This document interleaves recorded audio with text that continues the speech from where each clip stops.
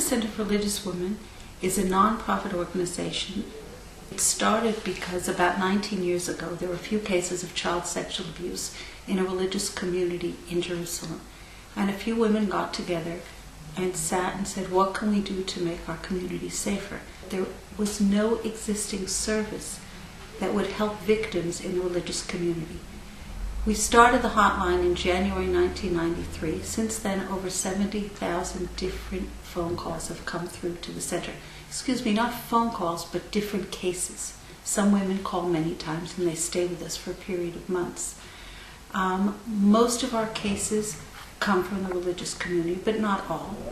We get about 60% of our calls from the Haredi community, about 35% from the Dati Leumi, and about 5% from the non-religious community. We have a 24-hour hotline that services women and children throughout the country. If a woman goes through any type of crisis, she can call and get immediate help. That help includes a listening ear. She can stay anonymous throughout that conversation. She can meet with us and stay anonymous. Or if she needs referrals to psychologists, doctors, gynecologists, she can get that from us. In addition, we escort the women throughout the whole process, whether it's during the police chakirot, during the investigations, we'll be there in the chakira room. Whether it's going through the hospital, we'll be there throughout all of the examinations. Whether it's going to court, we'll be there in the courtroom sitting next to her on the witness stand. How many volunteers do you have to help all these women? Actually, a lot of our volunteers are from the Gush, because our office is located in Talpiot, so it's very convenient for Gush women who want to volunteer. We have 160 active volunteers. All of the women go through an intensive training program. Anybody who's interested in volunteering can call the center and leave her name, and we usually do 1 or 2 training programs a year. We have trained over 700 women over the years.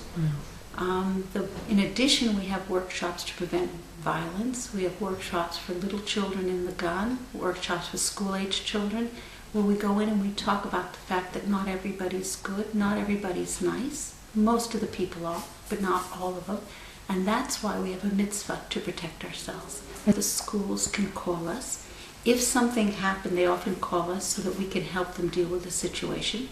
If they'd like a prevention program, they call us, and then we arrange it and we come in and do the program. We've been to many schools and Ganim throughout the greater Gush Etzion area. In addition, for high school, we also have programs to prevent family violence, where we talk to girls from the age of 10th grade, 11th grade, 12th grade, how to choose a non-abusive mate, how to tell if the boy you're dating might have the potential to be a batterer. Wow. We give courses to rabbis. And one of the things we say is the same way that a rabbi won't be posek that something's muksa if he doesn't understand how that works. We say a rabbi shouldn't be posek in domestic violence and sexual abuse without knowing what those are about. And we have rabbis, top rabbis, coming to the center to learn about these issues. In the Gush Etzion area, we're going to be doing a big course for the mikveh workers and for madrichot kala to teach them crisis intervention, domestic violence, and sexual abuse skills to know how to recognize a victim and how to intervene. And these courses are open. We also have courses just for people who don't want to be volunteers but would like to come and learn more about these particular offenses against women and children. If somebody knows somebody or suspects that somebody is being abused by her husband, should she say something? You can call us. Even if you have a suspicion, you can stay totally anonymous. The person answering the hotline will tell the woman what the legal aspect is. Does she have a chovat divuach? Does she have mandatory reporting?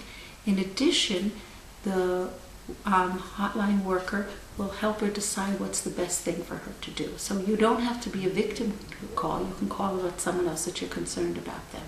The victim herself can call and she can stay anonymous, which will allow her to get help without being afraid that someone might know who she is.